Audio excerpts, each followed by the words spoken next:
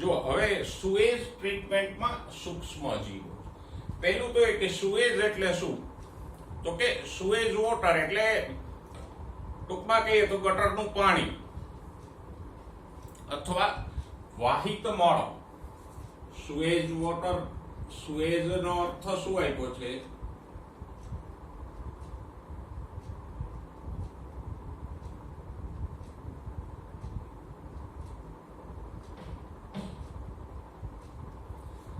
એટલે પાણી દ્વારા વેવડાવવામાં આવતો મળ. સાદા શબ્દોમાં કહીએ તો ગટર દ્વારા આપણે જે કઈ પદાર્થો વેવડાવીએ છીએ એ ગંદા પાણીને શું કહેવાય? Sewage water. હવે જો સિમ્પલી આપણે સમજી શકીએ કે મોટા શહેરો હોય તો એમાંથી જથ્થાબંધ સુએઝ વોટર ઉત્પન્ન થતું હોય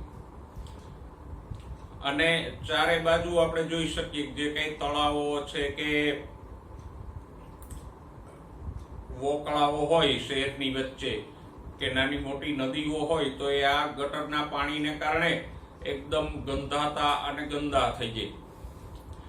તો આમ જો સુએઝ વોટરને આપણે સીધું જ આવા કોઈ જળાશયોમાં ઠાલવી દઈએ, નદી તળાવ વગેરેમાં, તો એ જળાશયોનું પાણી પણ ગંદુ થઈ જાય. પણ એને બદલે જો એને સુએઝ ટ્રીટમેન્ટ પ્લાન્ટમાંથી પસાર કરી અને શુદ્ધિકરણ કરી અને જો વહેવડાવવામાં આવે તો આ જળાશયો છે એ ગંદા ન થાય, ઓછા પ્રદૂષિત બને અને એ આપણો જે પીવાલાયક પાણી કે શુદ્ધ પાણીના સોર્સિસ છે નદી તળાવ વગેરે એ ચોખ્ખા રહે. તો સુએઝ ટ્રીટમેન્ટ એટલે આ સુએઝ વોટરનું શુદ્ધિકરણ.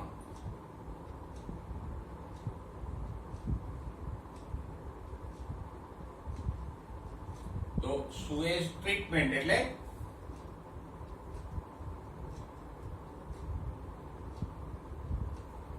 સુએઝ વોટરનું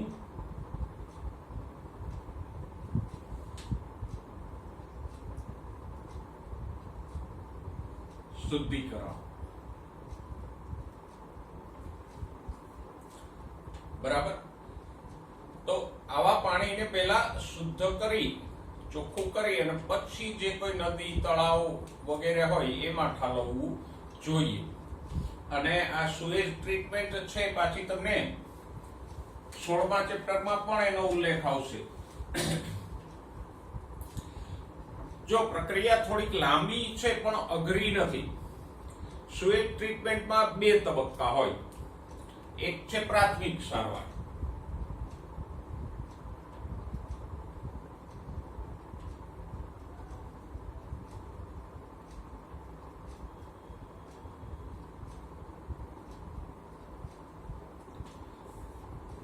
અને બીજી કઈ હોય? દ્વિતીય સારવાર. જો પ્રાથમિક પહેલા એ કીધું કે આ સુએઝ ટ્રીટમેન્ટ પ્લાન્ટ છે એસટીપી, એની રચના કેવી હોય? એસટીપી એટલે સુએઝ ટ્રીટમેન્ટ પ્લાન્ટ.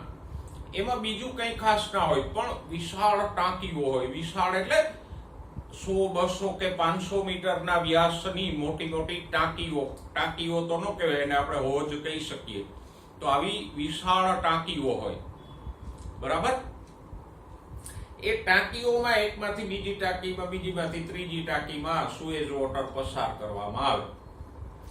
તો પહેલી ટાંકીમાં શું થાય? પ્રાથમિક સારવાર કે પ્રથમ તબક્કામાં ગાળણ અને અવસાદન થાય.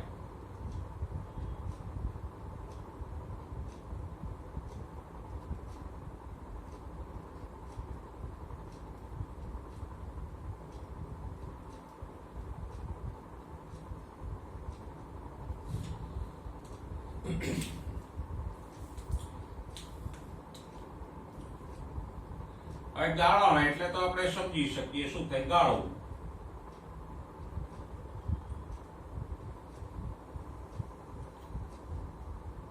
તો આ પહેલી ટાંકી છે. એમાં શું કરાય? તો કે જે કઈ સુએઝ વોટર આવે એને ગાળવામાં આવે. ગાળવા માટે મોટી મોટી જાળીઓ હોય એમાંથી પસાર કરે. એટલે થાય એવું, કોઈ ડાળીઓ હોય વૃક્ષની કે કોઈ મોટા ટુકડાઓ હોય તો એ બધા ત્યાં અટકી જાય. એકદમ બારીક ગાળણ નથી કરવામાં આવતું. પછી આવે અવસાદન. તો આ ટાંકીની અંદર થોડોક સમય આ સુએઝ વોટરને ભરી રાખવામાં આવે.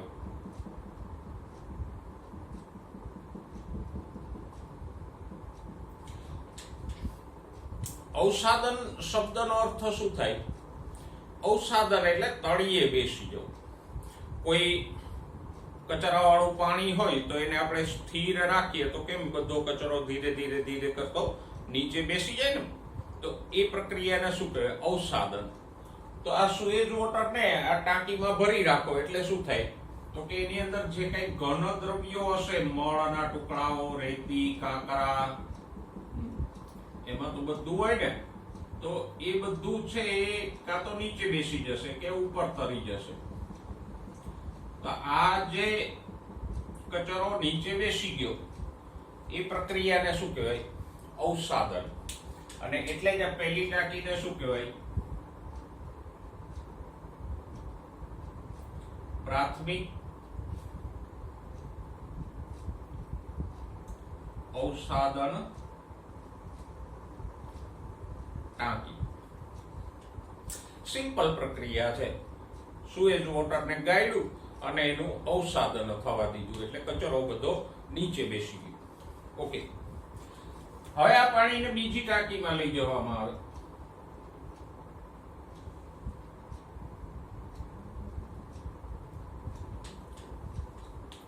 પણ એ બીજી ટાંકીની વાત પછી, પેલા એ કે અવસાદનથી આ ઉપર જે પાણી તરી વળ્યું, ભલે ગંદુ પાણી છે પણ ઉપર જે પાણી તરી વળ્યું એને શું કહેવાય?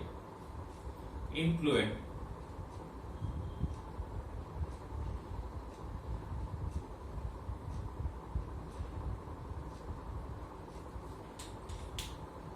અને નીચે આ જે કચરો બેસી ગયો એને શું કહેવાય? પ્રાથમિક સ્લજ.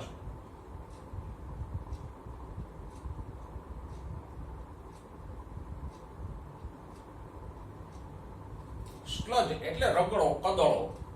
કારણ કે એકદમ ઘન તો ન હોય, એકદમ પાણી વાળો આમ રગડા જેવું, કાદવ જેવું હશે તો એને શું કહેવાય? પ્રાથમિક સ્લજ. ઓકે, પછી આ પ્રાથમિક સ્લજને સુકાવી અને ખાતર બનાવી શકાય.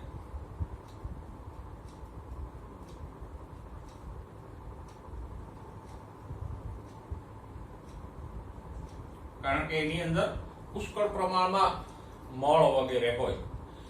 અને હા, બીજી એક ધ્યાન રાખજો, સુએઝ વોટરમાં મુખ્યત્વે કાર્બનિક દ્રવ્યો હોય. કાર્બનિક દ્રવ્યોમાં શું શું હોય ગટરના પાણી? તો કે એક તો મળ હોય, માનવ મળ, પછી મૂત્ર, એના પછી હોય ખોરાકના ટુકડાઓ વગેરે, એઠવાડ. તો મળ હોય કે એઠવાડ હોય એમાં પુષ્કળ પ્રમાણમાં કાર્બનિક દ્રવ્યો હોય. દાખલા તરીકે માનવ મળમાં મોટો હિસ્સો સેલ્યુલોઝનો હોય. સેલ્યુલોઝ કાર્બનિક પદાર્થ છે. બાકી કોઈ ખોરાકના ટુકડાઓ હોય તો એ પણ કાર્બનિક દ્રવ્યો. એટલે સુએઝ વોટરમાં મુખ્યત્વે કાર્બનિક દ્રવ્યો હોય. અને એટલે આ પ્રાથમિક સ્લજ છે એ ખાતર તરીકે ઉપયોગી થાય. જેમ પ્રાણીઓનો મળ આપણે ખાતર તરીકે વાપરીએ છીએ, એમ આને પણ સુકાવીને ખાતર બનાવી શકાય. તો પહેલા તબક્કામાં આપણે શું કર્યું? ગાળા અને અવસાદન કર્યું. એટલે આપણને બે ભાગ મળ્યા. એક પ્રવાહી, એને આપણે કહીશું ઇન્ફ્લુએન્ટ. બીજું જે ઘન કાદવ જેવો પદાર્થ મળ્યો એને કહીશું પ્રાથમિક સ્લજ. બરાબર? હવે આવે દ્વિતીય સારવાર, બીજા તબક્કાની સારવાર.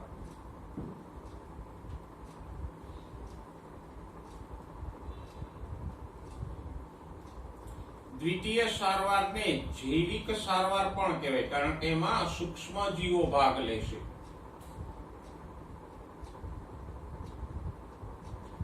ઓકે, સારવાર કે ટ્રીટમેન્ટ એટલે શું? તો કે શુદ્ધિકરણની પ્રક્રિયા. સારવાર એટલે પેલી ડોક્ટર દર્દીની સારવાર કરે એવી નહીં.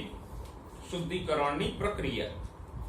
તો હવે શું કરવામાં આવે તો કે આ પ્રાથમિક ટાંકી હતી એમાંથી ઇન્ફ્લુએન્ટને બીજી ટાંકીમાં લઈ જવામાં આવે.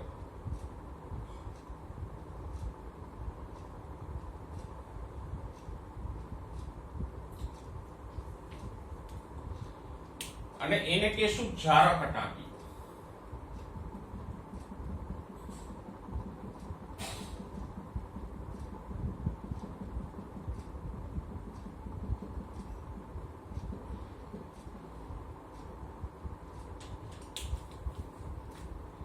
બીજી ટાંકીનું નામ શું છે? જારક ટાંકી.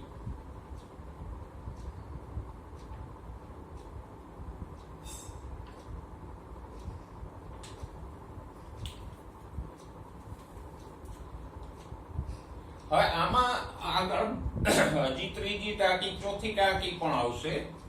એટલે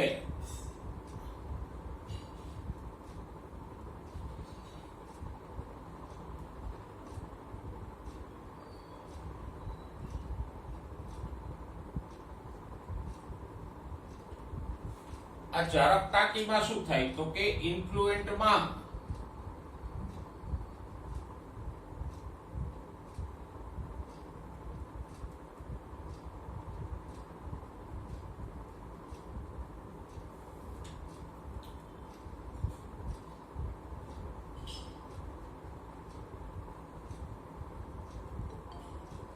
જારક બેક્ટેરિયા અને ફૂગ ઉછેરાય.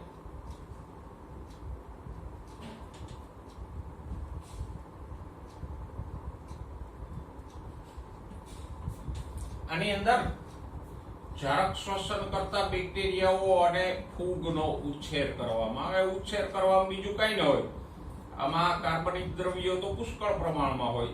તો જેમ સળગતા ડાળખા પાંદડા કે મળ હોય, પ્રાણીઓનો મળ, ડાળખા પાંદડા વગેરે સળતા હોય તો એની ઉપર જે બેક્ટેરિયા અને ફૂગ વિકસે છે, વિઘટન કરે છે, એવા જ બેક્ટેરિયા અને ફૂગ આમાં પણ વિકસશે. અને એ જારક છે. જારક મીન્સ જે ઓક્સિજનનો ઉપયોગ કરતા હોય એવા. અને એટલે જ આ ટાંકી ખુલ્લી હોય. બરાબર? ઓકે, તો હવે થશે શું તો કે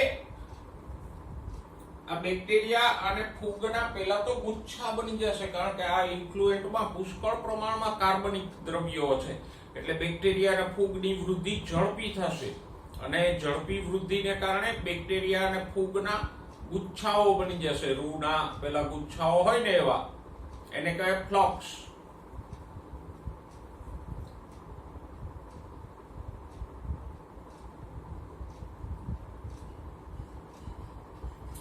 એમાં ફૂગના કવક તંતુઓની સાથે બેક્ટેરિયાઓ સંકળાયેલા હોય. એટલે જે આમ રૂના ગુચ્છા જેવા સમૂહો બની જાય એને કહેશું ફ્લોક્સ.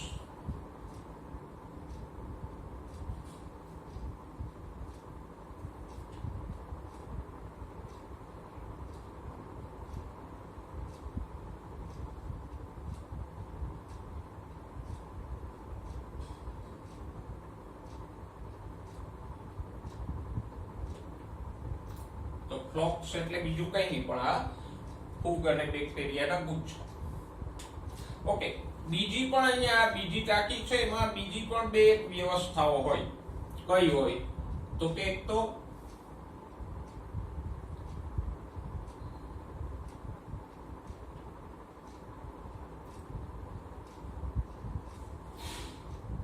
ઇન્ફ્લુએન્ટમાંથી હવા પસાર કરવા માટેની વ્યવસ્થા હોય.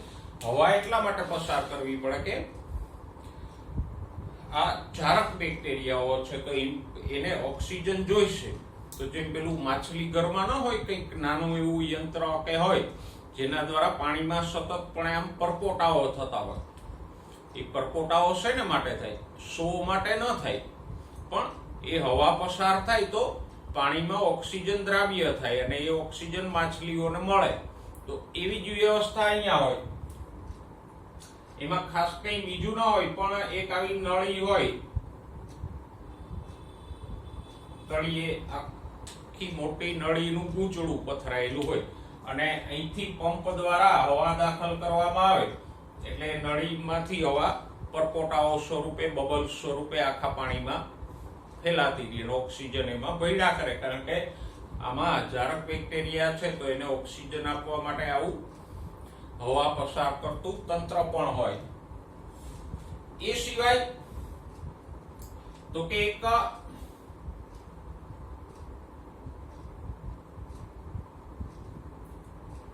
આંદોલિત તંત્ર હોય.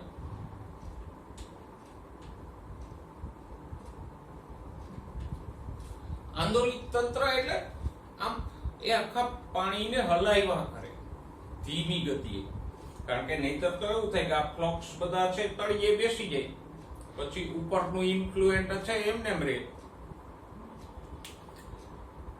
તો એવું ના થાય એટલે અંદર મોટા મોટા પેલા પાંખિયાઓ હોય આમ કે જે ફૈરા કરે અને આખું ઇન્ફ્લુએન્ટ છે એને આમ ધીમે ધીમે ધીમે હલાવ્યા કરે. એને શું કહેવાય? આંદોલિત તંત્ર. એટલે ફ્લોક્સ છે એ આખા ઇન્ફ્લુએન્ટમાં તરતા રહે. તો બીજી ટાંકીમાં શું હોય તો કે પેલું તો બીજી ટાંકીનું નામ શું છે? જારક ટાંકી. કારણ તો કે એમાં ઇન્ફ્લુએન્ટમાં જારક બેક્ટેરિયા અને ફૂગનો ઉછેર કરાય અને એ જારક બેક્ટેરિયા અને ફૂગ છે એના ગુચ્છાઓ બની જાય ઝડપી વૃદ્ધિને કારણે. એને શું કહેવાય? ફ્લોક્સ. ઓકે. પછી બીજી વ્યવસ્થા શું હોય તો કે હવા પસાર કરવાની વ્યવસ્થા હોય. એને કારણે જે અંદર જારક બેક્ટેરિયા અને ફૂગ છે એને ઓક્સિજન મળ્યા કરે. બીજી વ્યવસ્થા હોય આંદોલિત તંત્રની. એને કારણે આખા ફ્લોક્સ છે ઇન્ફ્લુએન્ટમાં તરતા રહે. તો આ તો થઈ બીજી ટાંકીની રચનાની વાત. હવે બીજી ટાંકીમાં પ્રક્રિયા શું થાય તો કે બીજી ટાંકીમાં આ બેક્ટેરિયા અને ફૂગ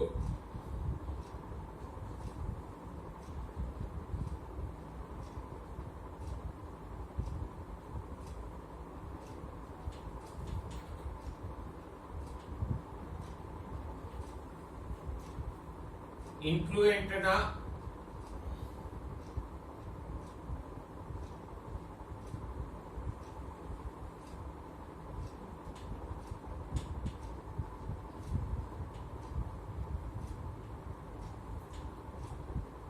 કાર્બનિક દ્રવ્યોનું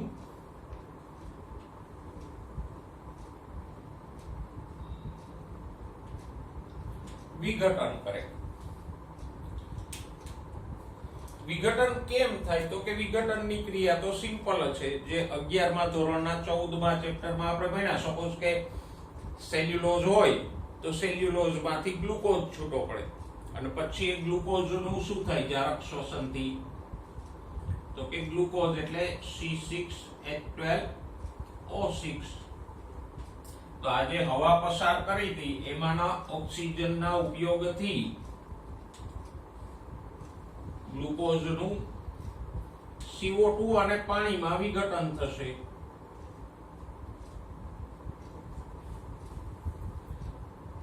કારણ કે જે આપણા કોષોમાં વિઘટન થાય છે એ જ ફૂગ અને બેક્ટેરિયા દ્વારા થશે. તો આ રીતે આ ફૂગ અને બેક્ટેરિયા છે ઇન્ફ્લુએન્ટના કાર્બનિક દ્રવ્યોનું વિઘટન કરે અને જારક શ્વસનથી વિઘટન કરે એટલે એમાં ઓક્સિજન વપરાય.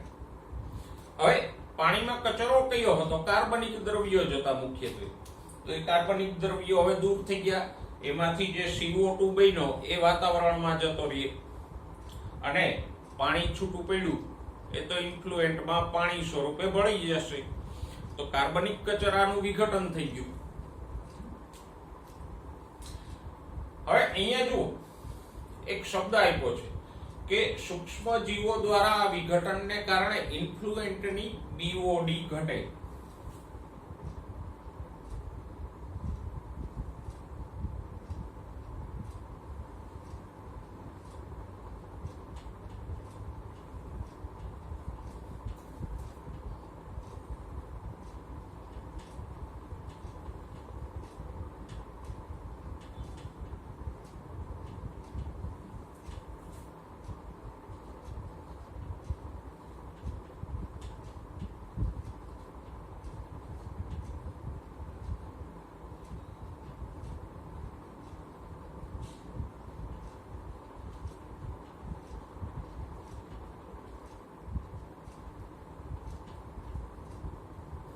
બરાબર. અને બીઓડી એટલે શું? તો કે બીઓડી નું ફૂલ ફોર્મ થશે બાયો કેમિકલ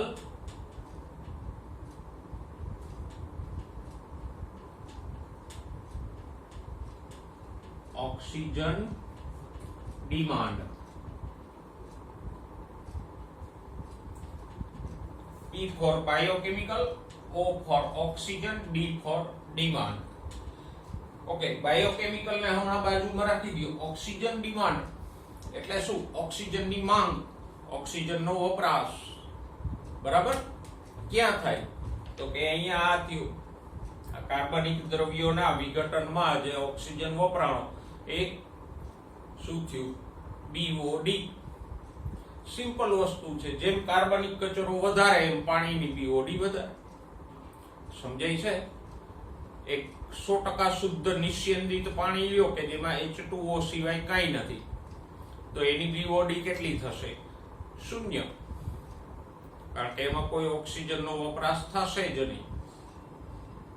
પછી એમાં થોડો ગ્લુકોઝ નાખો. ગ્લુકોઝ નાખશો એટલે સમય જતા એમાં ફૂગ અને બેક્ટેરિયા વિકસશે, અને એ ફૂગ અને બેક્ટેરિયા ઓક્સિજનનો ઉપયોગ કરીને ગ્લુકોઝનું વિઘટન કરશે. તો આ જે ઓક્સિજન વપરાણો કાર્બનિક દ્રવ્યોના વિઘટનમાં, આ કાર્બનિક દ્રવ્ય એના વિઘટનમાં જે ઓક્સિજન વપરાય એને શું કહેવાય? BOD, biochemical oxygen demand. તો હવે તમે સમજી શકો, પાણીમાં જેમ કાર્બનિક દ્રવ્યો વધારે એમ એની BOD વધારે રહી. તો આ સુએજ વોટરમાં કે ઇન્ફ્લુએન્ટમાં તો પુષ્કળ પ્રમાણમાં કાર્બનિક દ્રવ્યો છે. એટલે શરૂઆતમાં આ વિઘટનમાં વપરાતો ઓક્સિજન એટલે કે BOD એકદમ ઊંચું હશે, પણ જેમ જેમ જેમ જેમ સમય જશે એમ કાર્બનિક કચરાનું વિઘટન થતું જશે અને BOD છે એ ઘટતી જશે. હવે BOD ઘટી અને નિશ્ચિત માપ સુધી આવી જાય એટલે ઇન્ફ્લુએન્ટને ત્રીજી ટાંકીમાં લઈ જવાય. પણ પહેલા ફરી એકવાર બીજી ટાંકીની પ્રક્રિયા સમજી લો. બીજી ટાંકીનું નામ શું છે? જારક ટાંકી. એમાં શું કરાય? તો કે જારક બેક્ટેરિયા અને ફૂગ ઉછેરવામાં આવે, અને આ જારક બેક્ટેરિયા અને ફૂગ શું કરે? તો કે ઇન્ફ્લુએન્ટના કાર્બનિક દ્રવ્યોનું આ પ્રમાણે વિઘટન કરી નાખે. કારણ કે કચરો કાર્બનિક દ્રવ્યો સ્વરૂપે જ હતો, તો એનું વિઘટન કરી નાખે. વિઘટન કરે એટલે BOD ઘટતી જાય. કારણ કે જેમ જેમ કાર્બનિક કચરો ઘટતો જાય એમ એમ આ ઓક્સિજન એટલે કે BOD નીચે આવતી જાય. પછી જારક ટાંકીમાં બીજી બે વ્યવસ્થા હોય. કઈ? એક તો આંદોલિત તંત્ર હોય કે જે આખા ઇન્ફ્લુએન્ટને આમ ધીમે ધીમે ફેરવા કરે, એટલે પેલા ફૂગ અને બેક્ટેરિયાના ફ્લોક્સ છે તળિયેના બેસી. અને બીજું હોય હવા પસાર કરતું તંત્ર કે જે પાણીમાંથી આમ બબલ સ્વરૂપે હવા પસાર કર્યા કરે, એટલે અંદરના જારક બેક્ટેરિયા અને ફૂગને ઓક્સિજન મળ્યા કરે ને એ ઓક્સિજન દ્વારા આ વિઘટનની પ્રક્રિયા ચાલુ. બરાબર. તો એક જે લાંબો પેરેગ્રાફ છે એને આમ મુદ્દાસર અને સરળતાથી પહેલા સમજી ગયો તો સહેલાઈથી યાદ રહી જશે. દ્વિતીય સારવારનો પહેલો તબક્કો. જો હવે BOD સંબંધે એકાદ વાત બીજી કહી દઉં કે પાણીમાં જેમ કાર્બનિક કચરાનું પ્રમાણ વધારે હોય એમ BOD ઊંચી રહે. કારણ કે જો પાણીમાં કોઈ ગ્લુકોઝ ન હોય, મેં કીધું એમ શુદ્ધ નિસ્યંદિત પાણી લ્યો તો એની BOD કેટલી હોય? 0 હોય. બરાબર. કારણ કે એમાં કોઈ કચરો જ નથી, તો કોઈ ઓક્સિજન વપરાતો નથી, એટલે BOD 0 થઈ. પછી જેમ જેમ આ કાર્બનિક કચરો, પછી ગ્લુકોઝ હોય, સેલ્યુલોઝ હોય, વોટએવર કંઈ પણ કાર્બનિક દ્રવ્યો વધતા જાય તો ઓક્સિજનનો વપરાશ વધતો જાય, મીન્સ કે BOD વધતી જાય. એટલે પાણીમાં જેમ કાર્બનિક કચરો વધારે એમ BOD ઊંચી. આપણે ઊંધા શબ્દોમાં કહીએ કે પાણીની BOD માપીએ અને BOD ઊંચી આવે મતલબ પાણી વધારે પ્રદૂષિત છે, BOD ઓછી તો પાણી ઓછું પ્રદૂષિત છે. તો આમ BOD છે બાયોકેમિકલ ઓક્સિજન ડિમાન્ડ, એ પાણીમાં રહેલા કાર્બનિક પ્રદૂષણનું માપ કાઢવા માટેનું એક પેરામીટર છે. ઓકે, ટાંકીઓમાં આગળ જઈએ. હવે ત્રીજી ટાંકી આવે.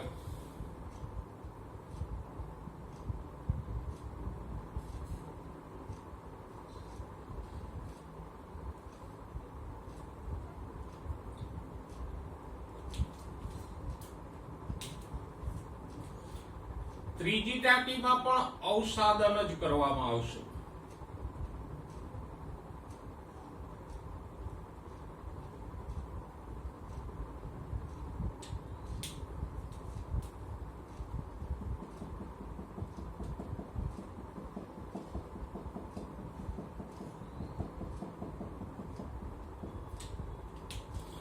અને ત્રીજી ટાંકીનું નામ છે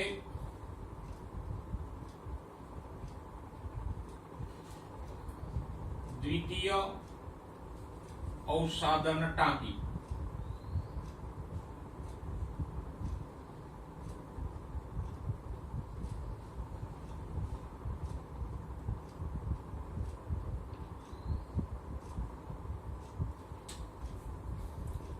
જો અવસાદન એટલે સેટલિંગ હો, પુસ્તકમાં સેટલિંગ ટેન્ક એવો શબ્દ વાપર્યો છે, તો સેટલિંગ એટલે અવસાદન. સેટલ થવું એટલે નીચે બેસી જવું, અવસાદન થઈ જવું. તો આ ઇન્ફ્લુએન્ટ છે ને આગળની ત્રીજી ટાંકીમાં લઈ જવાય, અને ત્રીજી ટાંકીની અંદર એને એમને ભરી રાખવામાં આવે, એને હલાવવામાં નથી આવતું. એટલે શું થાય તો કે બધું પેલા ફ્લોક્સ છે બેક્ટેરિયા અને ફૂગના, એ તળિયે બેસી જાય. કારણ કે આ જે બેક્ટેરિયા અને ફૂગ હતા બીજી ટાંકીમાં, એને કાર્બનિક કચરો, મળ વગેરેનું તો વિઘટન કરી દીધું, પણ હવે પાણીમાં જો આટલા બધા બેક્ટેરિયા અને ફૂગ હોય તો એ પાણી ગંદુ જ કહેવાય ને. એટલે એ મળનું વિઘટન તો થઈ ગયું, હવે આપણે બેક્ટેરિયા અને ફૂગની ગરજ પૂરી થઈ ગઈ, એટલે એને કાઢી લેશું. કારણ કે આટલા બધા બેક્ટેરિયા અને ફૂગના ગુચ્છાવાળું પાણી પ્રદૂષિત જ છે, એટલે હવે એને દૂર કરવામાં આવે.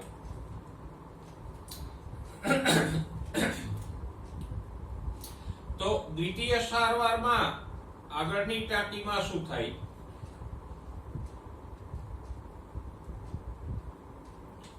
ત્રીજી ટાંકી જેનું નામ છે દ્વિતીય અવસાદન ટાંકી અથવા તો સેકન્ડરી સેટલિંગ ટેન્ક.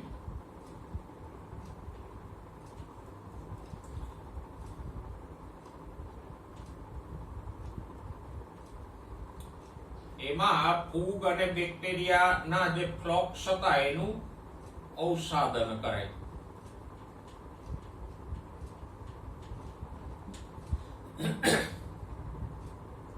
બરાબર, એટલે એને તળિયે બેસાડી દે. એટલે પાછું આની જેમ જ બે ભાગ મળ્યા.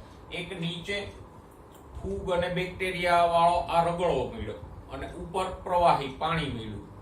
તો આને કહેશું ઇન્ફ્લુએન્ટ, અને આને શું કહેશું? સ્લજ. સ્લજ એટલે કાદવ. પણ આને આપણે હવે અલગ નામ આપશું. આ જે કચરો મળ્યો એને શું કહેશું? દ્વિતીય સ્લજ.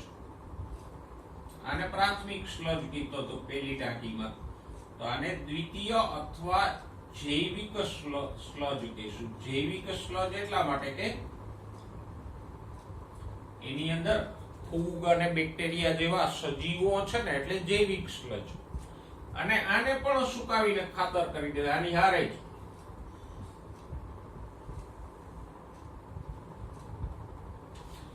તો આ પ્રાથમિક અને દ્વિતીય બે સ્લજ ને સુકાવીને ખાતર કરાય. અને ઇન્ફ્લુએન્ટને આગળની ટાંકીમાં લઈ જવાય. કારણ તો કે આમાં હજી થોડાક બેક્ટેરિયા અને ફૂગ તો બચી ગયા હશે ને, 100% શુદ્ધ નહીં થયું હોય, હજી આમાં થોડાક ફૂગ અને બેક્ટેરિયા બચેલા હશે. તો એને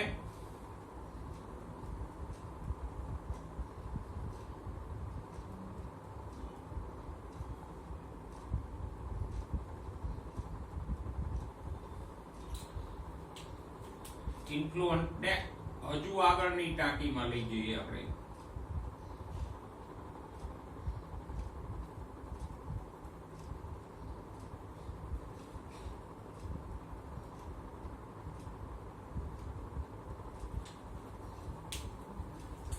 પણ આ આગળની ટાંકી બંધ હોય અને અજારક ટાંકી હોય, એટલે ચોથી ટાંકી કઈ છે? અજારક ટાંકી.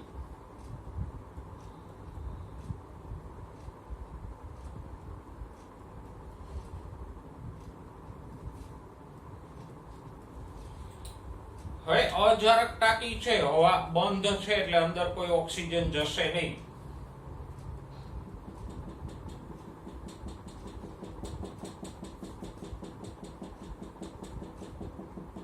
એટલે શું થાય તો કે આ ઇન્ફ્લુએન્ટની અંદર જે જારક બેક્ટેરિયા અને ફૂગ હશે એ બધા આમાં ઓક્સિજનના અભાવે મરી જશે. બરાબર. અને એ મૃતદેહો, ફૂગ અને બેક્ટેરિયાના મૃતદેહોમાં જે કાર્બનિક દ્રવ્યો હશે એનું અજારક બેક્ટેરિયા દ્વારા વિઘટન થઈ જશે. તો ચોથી ટાંકીમાં શું થાય?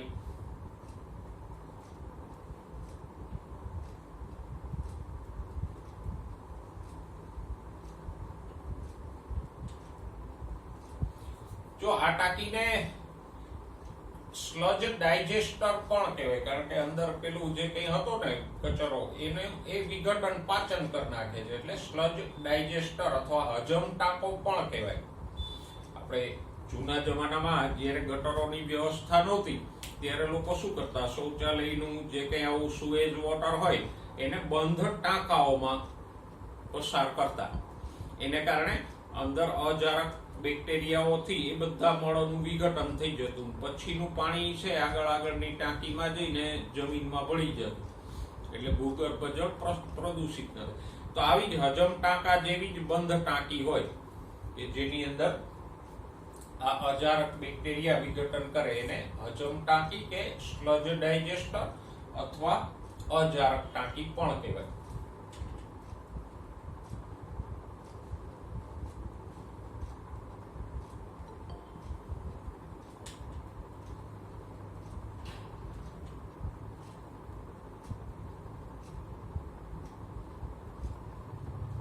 તો એમાં જે અજારક બેક્ટેરિયા ઉછરે એના દ્વારા જે આગળની ટાંકીના ફ્લોક્સના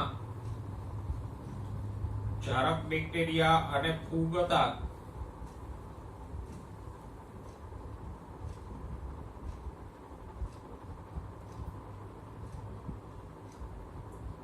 એને મારી અને વિઘટન કરી નખાય.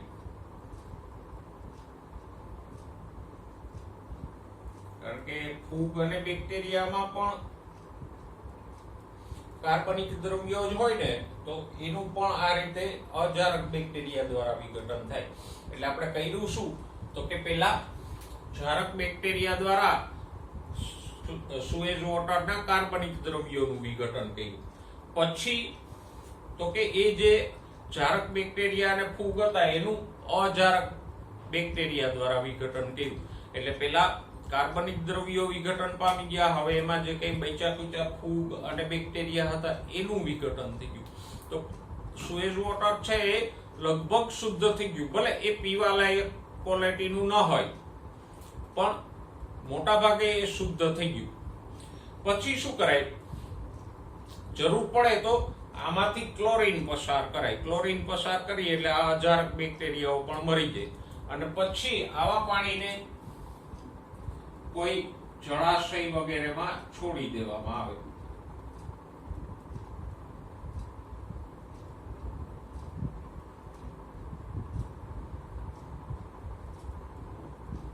કારણ કે હવે આ સુએજ વોટર છે એ લગભગ શુદ્ધ થઈ ગયું હોય, એમાં કોઈ વધારે પ્રમાણમાં કચરો ના હોય, એટલે આવા શુદ્ધ કરેલા સુએજ વોટરને કોઈ જળાશયમાં છોડવામાં આવે તો ખાસ કોઈ નુકસાન થશે નહીં. બરાબર. તો આ સુએજ ટ્રીટમેન્ટ વિશે જે આપણે આકૃતિ દોરી છે અને એને આ મુદ્દાસર લખ્યું છે એને નોંધી લેજો, જેથી કરીને એક લાંબી પ્રક્રિયા છે તમને શોર્ટમાં સમજાઈ જાય.